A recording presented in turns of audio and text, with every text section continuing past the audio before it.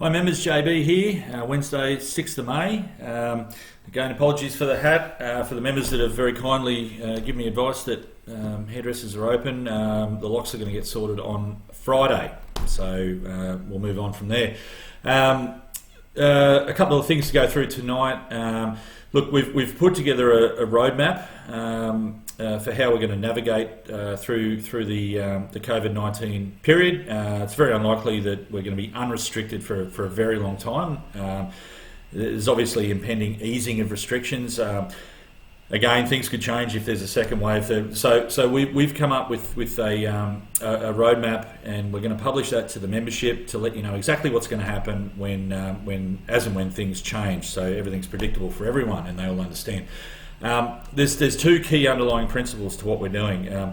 First is we're going to adhere to whatever the Chief Health Officer of Queensland recommends, and subsequent to that, the advice in terms of golf courses. And secondly, we're always going to put the health and safety of our membership first. We have to manage the risk.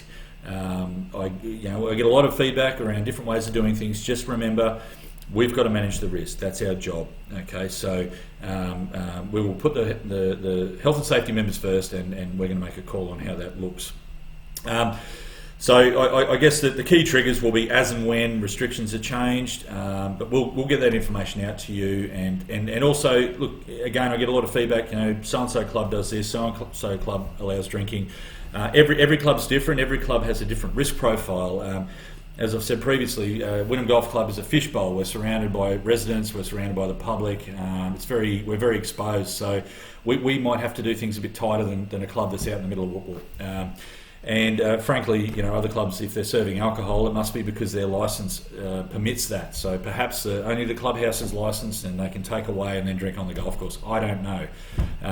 But the fact is, our licence covers our entire golf course, and you cannot drink on the golf course, and that is that at the moment.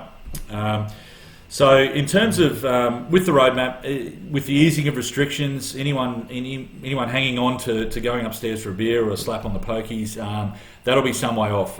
It'll be golf that will be relaxed earliest. I anticipate clubs, cafes and restaurants I know are going to be given some privileges. It's our view at the moment, clubs are probably going to lag behind that in terms of being able to open, because the risk is a lot higher. You can fit a lot more people, so on and so forth. The other thing to mention too, while we're under restrictions, we're going to take advantage of it, and we're going to experiment. The golf industry for some time now, I think all of us know the golf industry's been struggling. So this is our moment we've got a free hit. We can play with our golf delivery model. We can play with our food and beverage delivery model. We can look at different ways of doing things more efficiently and experiment. So we're going to do that at different times. So keep in mind some of the decisions with respect to what we do and how we go about things. There will be experimentation going on to try and understand if there is a better way of getting people around the golf course quicker, improving the quality of the game, and so on and so forth. So we'll be doing that through this period as well. In terms of the future, while we'll experiment at the moment, and while we're going to set strict guidelines, anything that happens out the back end of this, we're going to do this. We're going to go on that journey with the membership. I can pretty much guarantee, and I think if you look at any club or you're listening to any of the media, the golf industry is going to look very different at the back end of this, because I think every club is going to be sitting back and having a very close look at the way they do things. So. But we will ensure that we take our membership on that journey and make sure you have all the information as we go along, and you're involved in decisions that we make.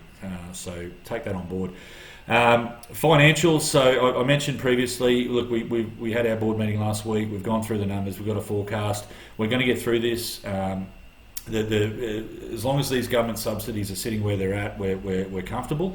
But we're not going to be flagrant, obviously, in expenditure. We're going to be very vigilant around how we manage our money. But things are looking okay for Wynnum Golf Club as we go at this point.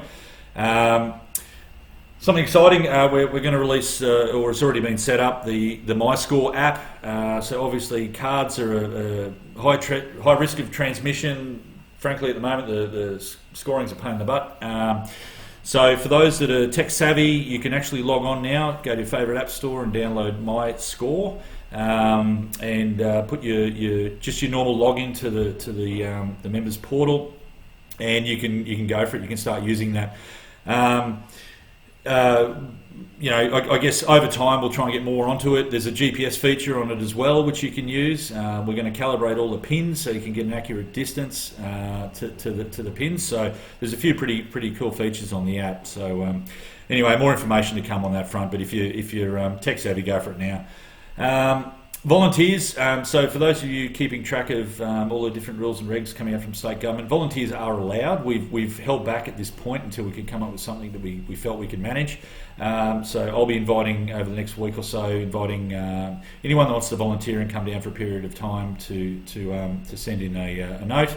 And I'll be giving a bit of detail around the tasks that we need done and what the rules are going to be with respect to managing that.